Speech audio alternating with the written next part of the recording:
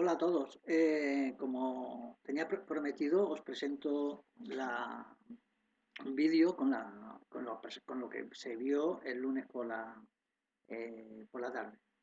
Bueno, el tema uno trata de introducción a todo lo que es la transmisión de calor. Se habla un poco a nivel general lo que son los mecanismos de transmisión de calor, que son tres: conducción, convección y radiación, y lo que lo veremos y los estudiaremos a través de lo que son modelos unidimensionales de transmisión de calor. ¿Esto qué significa? Que vamos a considerar que la mayor parte del calor, o la parte más importante de la transmisión de calor, se hace en una sola dirección espacial. La realidad que es que, bueno, que normalmente es a nivel tridimensional y normalmente también es transitorio. Es una simplificación de la realidad. En este tema trabajaremos cuatro puntos. Primero haremos una pequeña introducción del por qué se tiene que estudiar la transferencia de calor, y después hablaremos un poco por encima de los modelos de conducción de calor, de convección y de radiación unidimensional.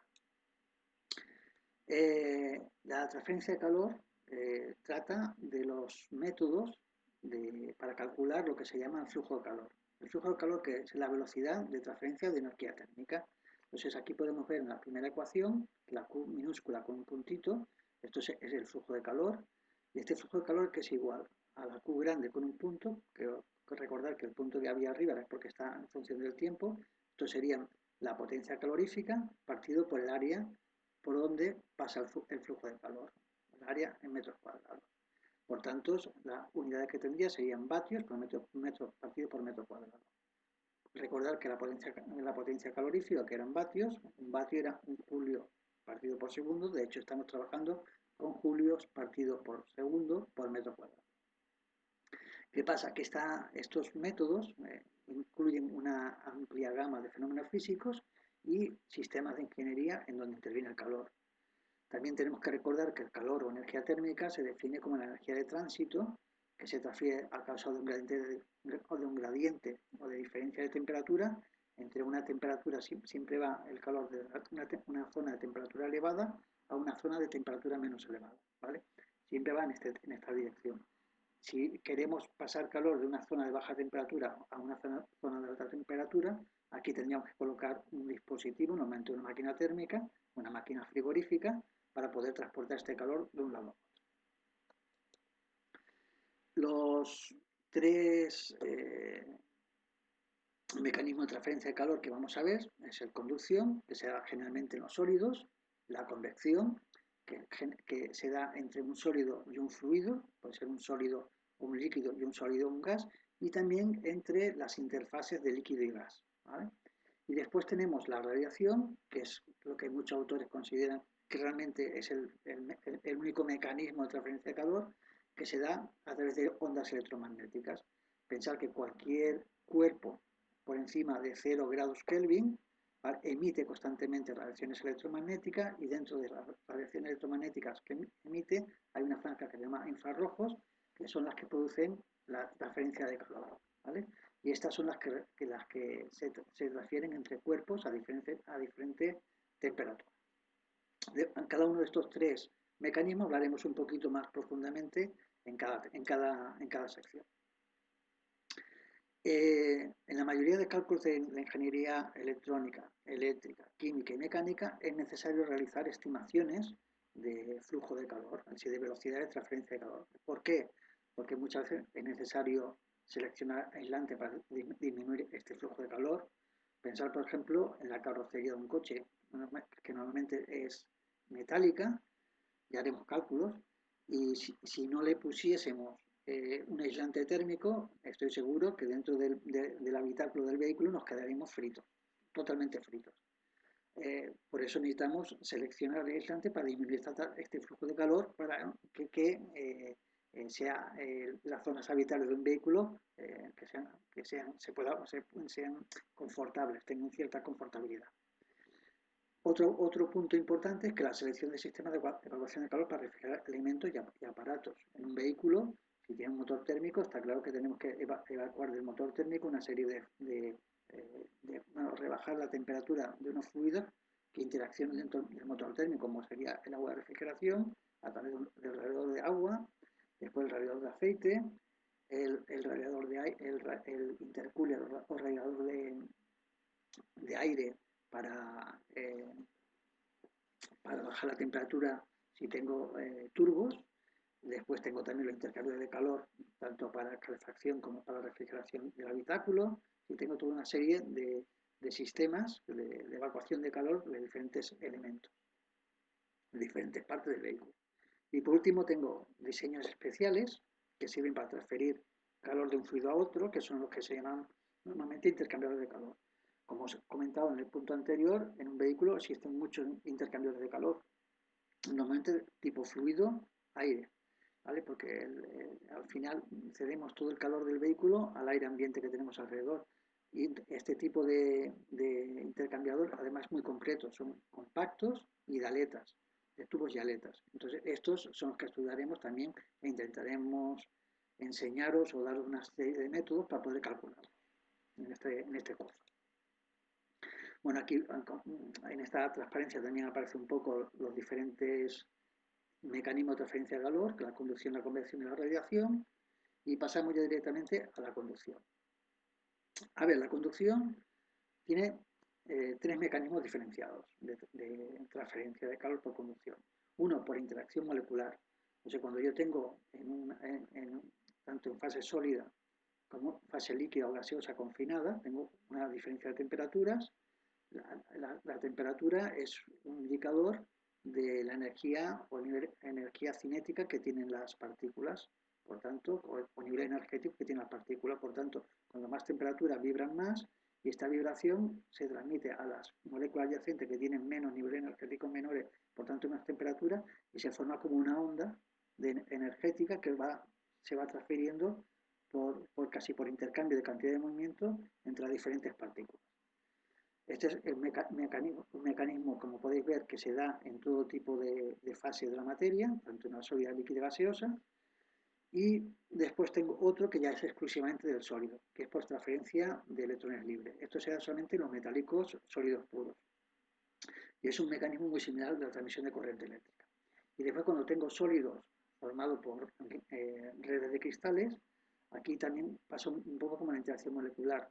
Las moléculas que conforman la red de cristal vibran y transmiten esta vibración de una molécula a la otra molécula. Bueno, todos estos, todos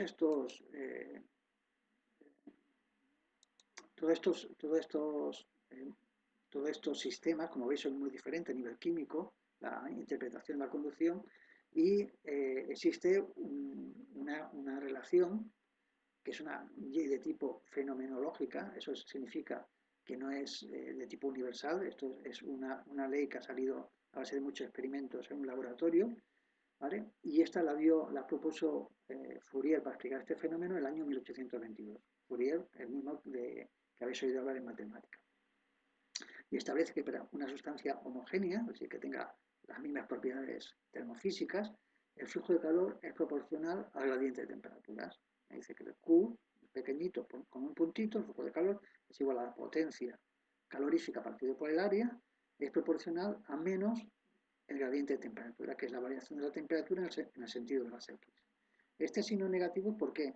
Porque el flujo de calor pasa siempre de más temperatura a menos temperatura, ¿vale? Va de más a menos. Entonces por eso se le coloca el signo negativo. La Q, como hemos visto antes, unidades metro metro cuadrado, la potencia calorífica en vatios, el área en metros cuadrados, la temperatura en Kelvin y el X en metros, ¿vale? ¿Qué me está diciendo esta ecuación? Que este flujo, ¿vale?, solamente se producirá cuando hay, en la dirección de las X, cuando hay una variación de temperatura en la dirección de las X.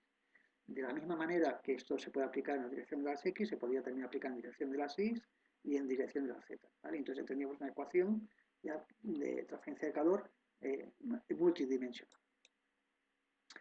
Bueno, cuando nosotros aplicamos una constante de proporcionalidad para igualar esta proporcionalidad, ¿vale?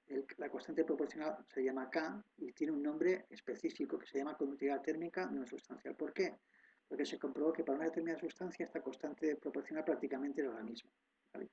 Variaba un poco en función de la estructura microscópica, es decir, en función del tipo de sustancia y dependiendo también de la temperatura, ¿vale? Y esta constante es una propiedad, vuelvo a repetir, termofísica, que es específica para cada sustancia.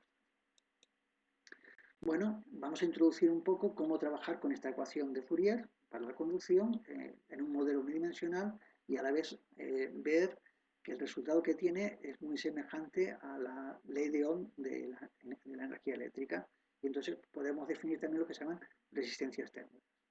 Entonces vamos a ver, por ejemplo, el caso más sencillo es que tengamos una plancha de un sólido, una placa, un sólido, en la pared 1, en la pared 2, la pared 1 de manera uniforme tengo la temperatura T sub 1, en la pared 2 de manera uniforme tengo la temperatura T sub 2, por tanto el flujo de calor pasará de T1 a T2 en el sentido de las X, y aquí veo que el espesor de esta pared vale L.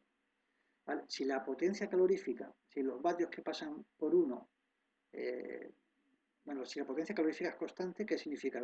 Los vatios que pasan por 1 son los mismos vatios que pasan por 2, es decir, la potencia será constante, tanto las que pasan por 1 como las que pasan por 2. Si yo aplico la ley de Fourier, veo que la Q es constante, por tanto, el flujo de calor por el área será constante, aplico la ley de Fourier y lo que hago es multiplicar la ley de Fourier por el área y me queda que menos K por área por diferencial de T partido por diferencial de X. Separando variables e integrando, ¿vale? Separo aquí variables, cojo toda la diferencial de X, lo pongo en un lado, todo la diferencial de T lo pongo en el otro lado, ¿vale? Y integro. Como aquí tengo diferencial de X, donde integraré entre la coordenada 0 y la coordenada espesor. Y aquí como tengo diferencial de T, entre qué voy a integrar entre la temperatura que corresponde a X0, que es la temperatura T sub 1, y la temperatura que corresponde al espesor, que es T sub 2. Si aquí saco estas ecuaciones que son directas, estas integrales que son directas, me queda que la potencia calorífica es igual a la conductividad térmica por el área, partido por el espesor, por la diferencia de temperatura. Temperatura mayor menos temperatura menor. ¿Vale? Si esta la coloco de diferente manera y lo pongo en el denominador, el valor de K por A partido por L lo pongo en el denominador, me queda de esta manera. ¿Qué pasa? Que de esta manera, esta ecuación de aquí se parece mucho a la ley de Ohm. Esto, el T1, T2 puede ser la caída potencial o la diferencia potencial, la potencia calorífica se asemeja un poco a la intensidad y el espesor partido por la conductividad y por el área se asemeja a una resistencia eléctrica. Y este valor de aquí, que se asemeja a una resistencia eléctrica, es lo que se llama resistencia térmica de la conducción, ¿vale? Que sería el espesor partido por K por el área. De la misma manera, si tenemos muchas resistencias térmicas y tal, es conveniente definir el coeficiente global de transferencia de calor, U, ¿vale? Que es igual a la potencia calorífica, es igual a la U por el área, por la diferencia de temperaturas. Por tanto, si yo aquí asemejo esta ecuación a la que tenemos aquí arriba, veo que la U será igual a 1 partido por el área por el sumatorio de resistencias térmicas. Y con esto dejo ya de explicar esta parte, que era la que correspondía a la parte que vimos este lunes.